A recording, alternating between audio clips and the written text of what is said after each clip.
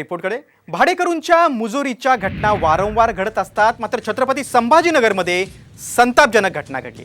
भाडेकरूंच्या मुजोरीमुळे वृद्ध दाम्पत्याला चक्क रात्र घराबाहेर झोपून काढावी लागली. त्यावरचा हा विशेष रिपोर्ट. भाडेकरू मुजोर, वृद्ध दाम्पत्य रस्त्यावर. संभाजीनगर मधला संतापजनक प्रकार.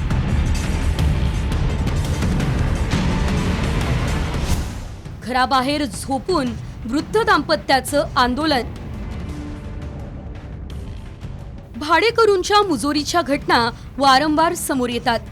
मात्र छत्रपती संभाजीनगरमध्ये भाडेकरूच्या मुजोरीमुळे वृद्ध दाम्पत्यावर चक्क घराबाहेर झोपून आंदोलन करण्याची वेळ आली आहे.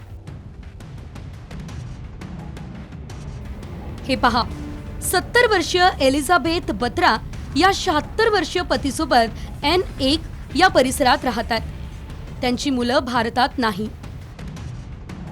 त्या पार्श्वभूमीवर 2020 मध्ये त्यांनी घरासमोरची जागा एका भाडेकरूला किराणा दुकानासाठी दिली होती.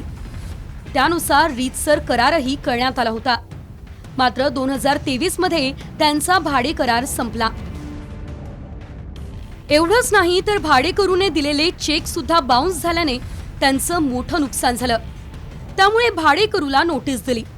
मात्र मुजोर भाडेकरूने जागा खाली करायला नकार दिला. त्यानंतर वृद्ध जोडप्याने न्यायालयात देखील धाव घेतली. पोलिसात तक्रार केली, पण पोलिसांनी दखल न घेतल्याने अखेर या दाम्पत्याने सोमवारी रात्री घराबाहेर झोपून आंदोलन सुरू केलं. यावेळी वृद्ध दाम्पत्याने आपबीती सांगितली आहे. और अब तक वो आज 9 महीने हो गए हैं, वो खाली नहीं कह रहे. उन्होंने वो कोर्ट में गए, उन्होंने 6 महीने हमसे टाइम मांगा. हमने उनको मार्च तक हमने टाइम भी दिया.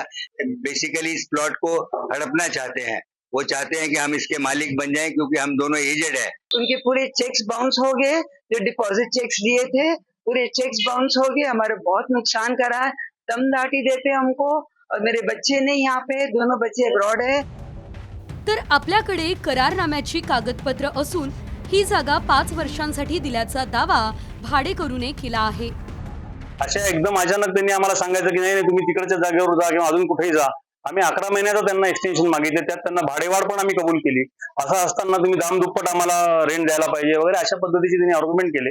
त्यांच्या पत्नी आणि त्यांनी इथे येऊन आम्हाला दुकानांमध्ये त्यांच्या ओल्ड एजचा फायदा घेतला आणि आम्हाला इथे धक्काबुक्की करणं, बडबड करणं, काहीतरी खालच्या पातळीवर जाऊन बोलणं, ह्या अशा पद्धतीचे सगळ्या गोष्टी सुरू केल्या.